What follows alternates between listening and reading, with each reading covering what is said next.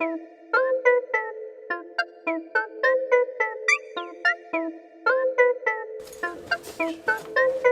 we go.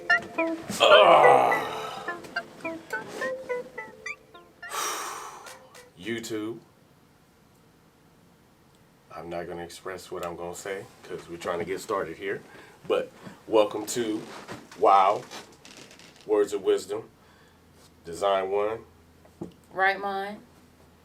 And it's current events and General talk. And general talk. We're going to talk about a few things. One thing I want to just let y'all know, thank you for bearing with us.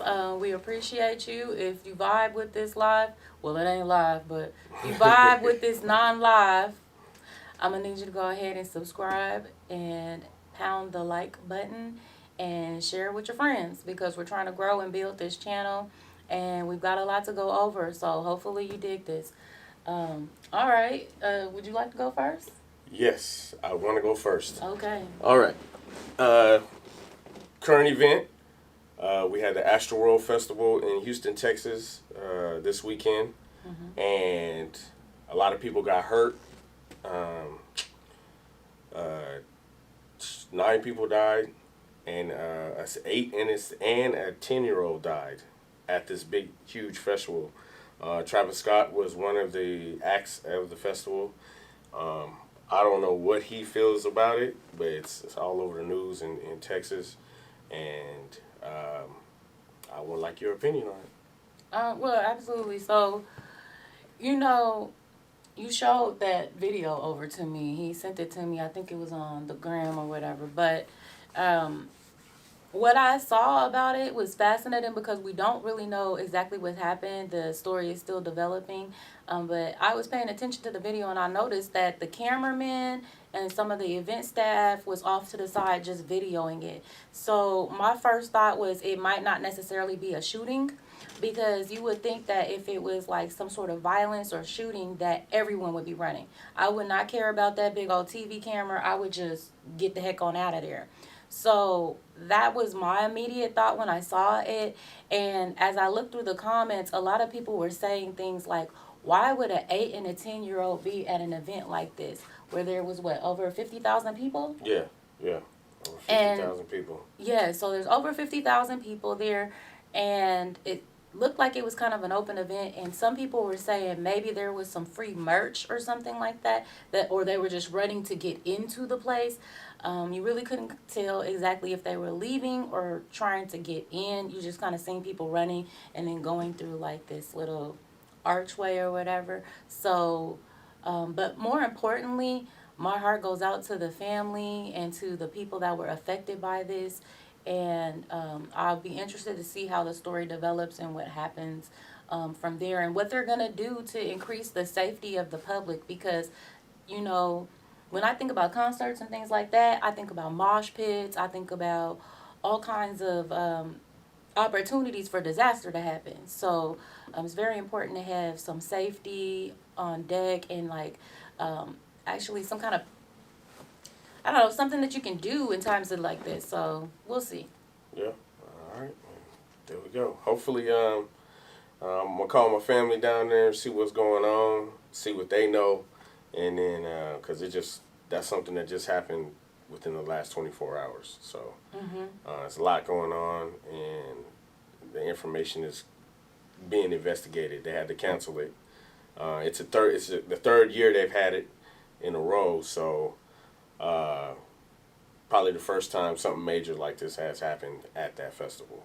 So right, I hope that this doesn't deter them from being able to have another event. Yeah. Maybe this will give them the opportunity to put something in place for safety and the health and well-being of their patrons that are visiting and being entertained, and they're able to continue because, we need events like this. Yeah, for real. Music is healing, and in this time and days, we really need something to heal us. So thank you for bringing that to our attention because I wasn't aware of that before today.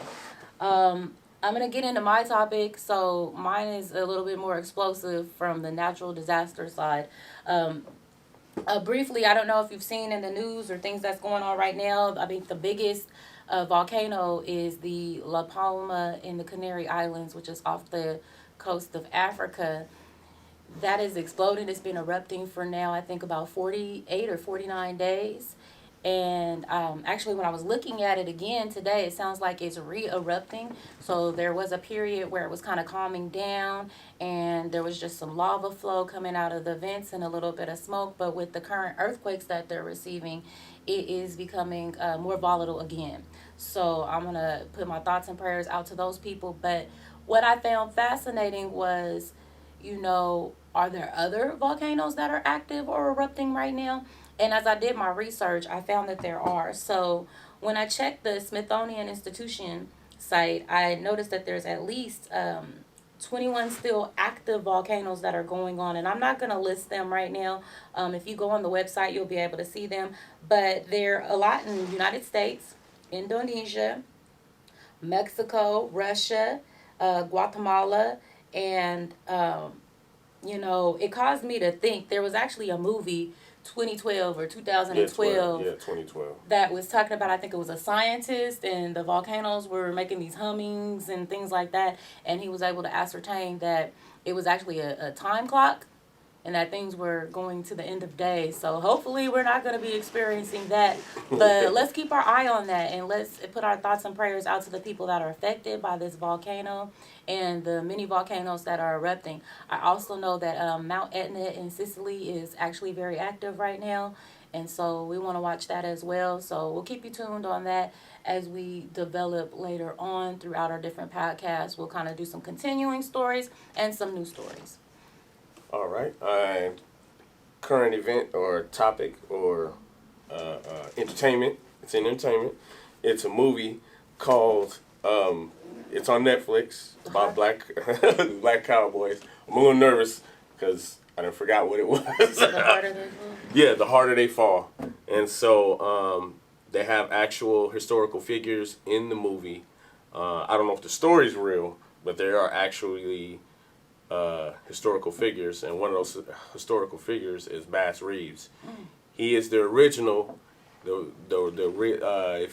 If you go old school entertainment, there was a guy called the Lone Ranger. It was a TV show back in the day, and they had nothing but cowboys, white cowboys. They really didn't have. They showed cowboys and the Indians was as the bad guys, and so he did have Tonto, his sidekick. He made. So, and it's a star-studded cast, Idris Elba, who else? Didn't they do a shout-out to somebody? Yeah, and they gave a shout-out to Chadwick Boseman. I'm not going to tell you how the shout-out is, but they gave him a nice shout-out, and that's why I got my Black Panther on today, you know what I mean? And so, it's a great movie. The twist, when you get the twist, or when you watch the movie, it's gonna be the math. You're gonna be like, oh, ain't this a? But it's a great movie. Check it out. It's on Netflix right now. Hey, watch it. Give me a comment on it. Comment. Say if you like it, love it, or don't like it. Comment. Yeah. And that's it. Okay, cool. I definitely want to see that. I haven't seen it yet, but it sounds very interesting, so I appreciate that. All right, so we're going to get into another topic that I think is a little bit more also interactive, and I definitely want to see your comments in the chat or in the, basically want to see what you got to think about this. So, there's a lot of stuff in the news right now, there's current events, and it's about the Schmidt family, if you know who that is. It's Fada and Bill. She said it's Will and Jada. She's scared to say it. If they trigger us, that's his fault. And then if we can't get no sound, I'm going to punch him in his face. You guys don't understand. Throat punching 3 times. It's supposed to be 3rd time's a charm. Like I said, Bill and Fada Schmidt. Let me give you a little history about them, and you'll be able to figure it out. They got married in 1997. He met her on the Crest Prince of Bel-Air back in 94. But he was still married to his first wife, Brie, with their son, Corey. And, so they couldn't really get together. But then, they did hook up. And then they got in 96, I believe, and then he started working on his divorce, and in 97 they got married. Now they ended up having a child probably like within the next year, so 6 months later with Caden. And then 2 years later they had a daughter by the name of Pillow. You know who I'm talking about. Anyways, Fada is most known for her blue table conversations. She said, And in some of those conversations, she said things like, you know, she didn't understand traditional marriage or didn't agree with it. And yet when they got married, they went the route of monogamy. Even though they didn't know that it was going, they didn't see monogamy as relationally perfectionism. There's going to be a lot of weird words in here that I'm still beginning to learn. And then a few years later, there was another blue table conversation that discussed how there was where Bill was on it, and they decided to talk about fandanglements. you can say entanglement. I can say what I want. Fandanglements. You get what I'm saying? We got some fandanglements, and it you know, that exploded because when I seen them have that conversation, it was very awkward. It looked very awkward. And later on, he does admit that he also had some fandanglements during that time, but not so close. So close to home. They was taking care of the poor man back in 2015. And she said she just didn't feel, she needed to feel love again. And that it was nice to be able to heal someone. With her Gadussi, the Gadussi healed. Anyway. He is a lot better. He feels a lot better. Yeah, but his career is shot. That's what happens when you mess with these power families, like the Barters and the Schmitz. Who? The Barters. You know the Barter family. Faye, C, and Shiatsi. You know them. You know who I'm talking about. Oh, but anyways, shit. I'm gonna say a couple other things about it. So even after then, about around 2018, they were looking at doing a separation. But one of the things that I understood about Bill is that he is not about divorce. He wasn't trying to divorce when he was with Carrie either, the first wife. But she actually ended things before he could, you know, because he's not about divorce. And so what brings me to the end portion of this is that in 2018 they declared that they're life partners, and that and although they don't like the term of an open marriage, that's ideally kind of what they have. So let's talk about it. Let's talk about monogamy versus polygamy, polyamory, open marriages. How do you feel about that? Polygyny, that's another one. In actuality, if Fada would have kept it, she put it all on the table. That blue conversation table. Yeah. I'm gonna ride with her this time on this one, but I think it wouldn't have came out that way. But it was already circulated. They already had been seen together, her and oh boy, and so September Bassina. Yeah, they were seen with September Bassina. They was seen together and hanging out, whatever. Mm-hmm. There's other couples that do that, mm-hmm. and there's other couples that have been outed in that type of relationship that are celebrities or power couples, whatever you want to call it.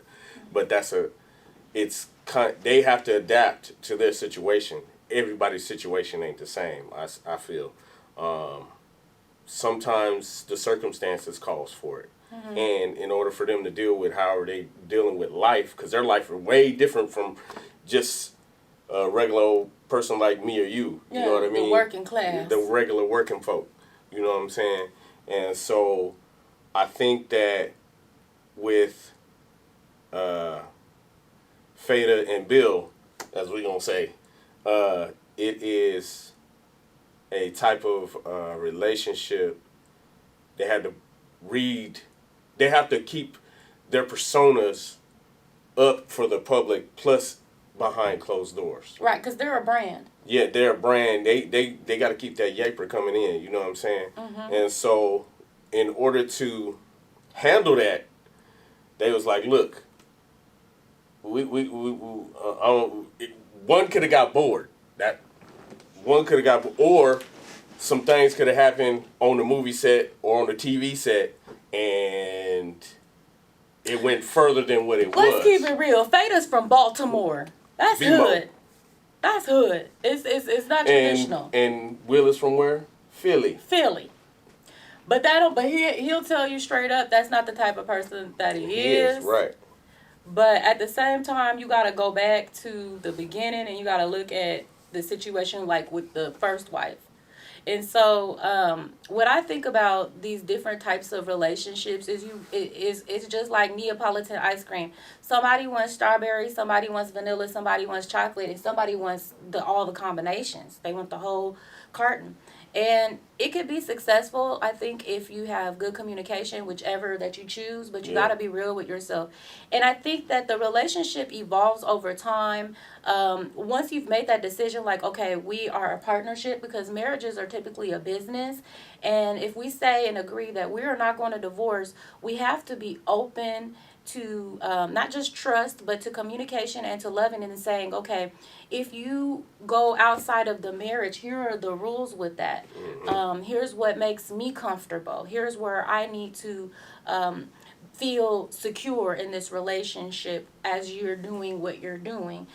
For me, it's not really for me, but I could see that if I was in a long-term relationship or a marriage and we came across that bridge where one of us either wanted to or did go outside of the marriage for, a little details. Details.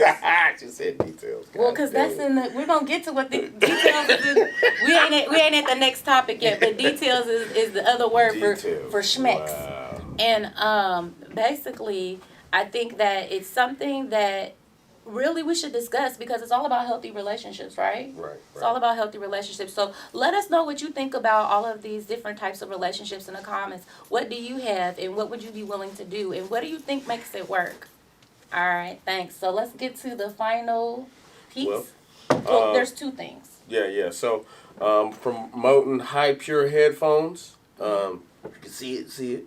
It's a new headphone brand that has came out. They contacted me and wanted me to do a little bit of brand ambassadoring. So being a brand ambassador for that. Let me take a look at this. Yeah, go ahead and crack that joint open. Go ahead. So I haven't opened them yet. Oh, let me read this real quick. We hope your High Pure one will brighten your day as much as your purchase has with ours. To say thanks for giving you 35% off. All right, cool. All right, first person to get in the inbox gets the code. Right. All right, Now I so just gotta open them. well, while he's open them, I'm gonna go ahead and touch in on the final piece for myself, because once he does that, then he'll get into his, and then we'll be done, and we'll come to a close.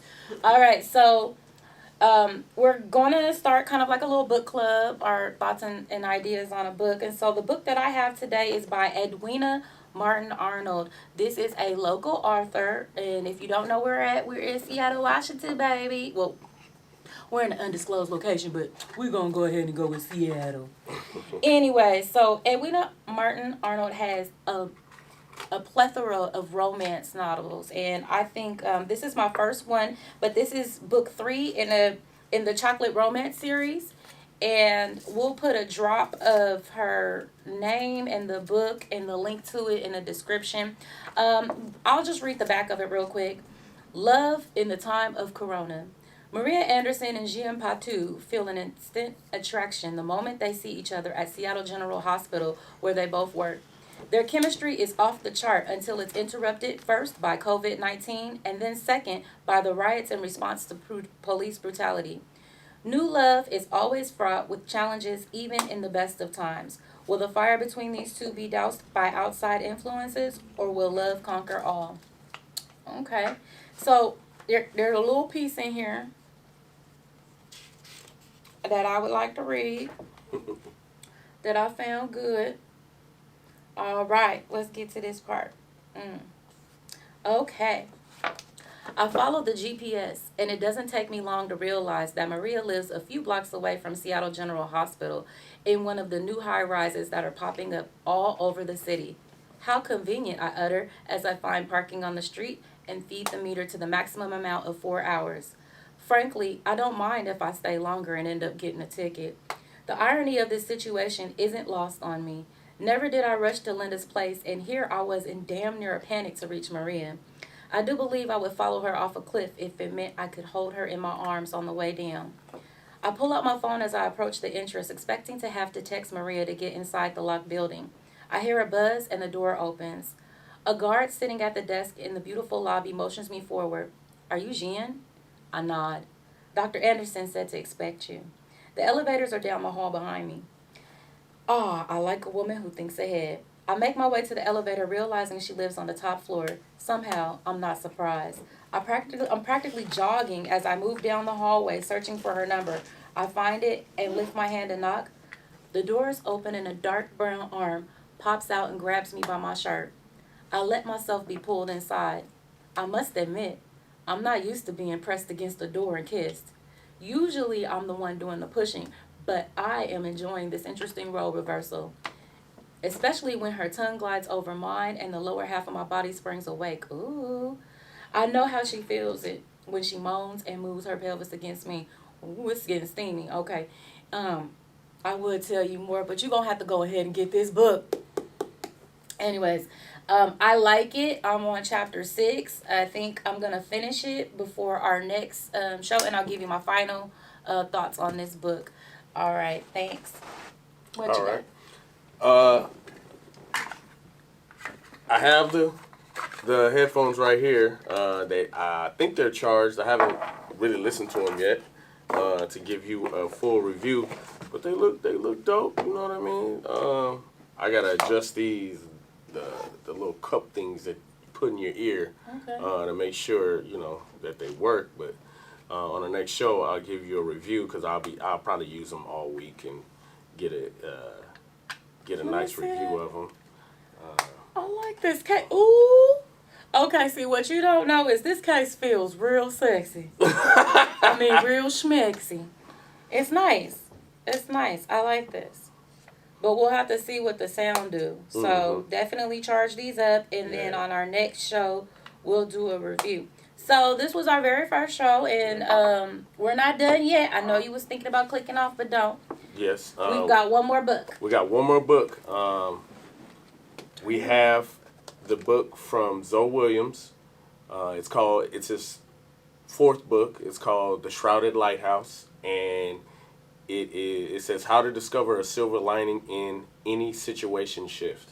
I haven't started reading it yet. Read the back. I'll read is it called the epilogue or the prologue? No, that's not. It's or just the back of the book. Read the back cover. So, relationships is a school you will never graduate from is one of my favorite quotes by Zoe Williams. I first met Zoe as a fellow cohort on the relationship panel. As the panelists answered the audience's questions about relationships and how to find the right partner, I was left in awe by Zoe's ability to break down the layers of such a complicated topic. Zoe Williams is a truly relationship guru, and his ability to identify and explain the various layers that impact who we choose to love and how we love is astounding. This is evident in his book. The Holographic Relationship, I would describe him as a relationship surgeon in that he dissects every part of an individual and finds every aspect of us that influences whether the relationships we choose are healthy or harmful. Mayim McKinley, LSCW, licensed mental health therapist. Okay, so that was their opinion about the book and Yes. Zoe Williams. That's awesome. Do you want to read that part about Zoe Williams? Yeah, Zoe Williams is a self-published author, relationship coach, television and radio personality, a student of world religions. Zoe is a passionate and opinionated dynamo who offers revolutionary thoughts about the breakdown of social systems and institutions and how they impact human relations within the urban alternative community. Dubbed as Tupac meets Deepak, or the hip-hop Dr. Phil, Zoe lends a unique perspective to the relationship coaching world. The relationship dismount, how to stick the landing when exiting a toxic relationship, and the holographic relationship usher in the Shrouded Lighthouse, which is Zoe's 4th book. I have the other 2 books, and they were great. They helped me out in understanding who I am and what type of relationship I'm in, and helped me not give up on my own relationship, because trials and tribulations will make you want to run from what you need to learn from. Don't run from what you need to learn from. And a lot of times, like he says, relationship is a mirror. Whatever you see in someone else is also going on inside you, if with your partner. So I learned a lot, and also another thing he says, if you're growing faster than somebody else, they're not growing at the same speed you're growing. So you gotta kind of sit back and let them find their way in order to deal with what they want to deal with. So. That's fascinating. I can't wait to hear your thoughts on this book. And if you heard the ringing in the background, that was it was confirmation. Confirmation and foolish people who don't know how to turn off their ringers during a recording. And when we're done, I'm about to somebody real quick. That wasn't me. I know. You lucky it wasn't you this time. So we're not going to edit this because, all the little things that happen are for a reason to add character to a brand new segment like this. So we hope you like it. Once again, I'm Wrightmind. I'll put in the chat, how you can find me in my channel. And thank you for having me, 7 and Hen. I think I'm going to be co-hosting this with Design One. And I hope you enjoyed it. Go ahead and let us know your thoughts. Hit the like button, subscribe. And this was our words of wisdom. Wow. Wow. Wow. So, all right. Peace. Peace.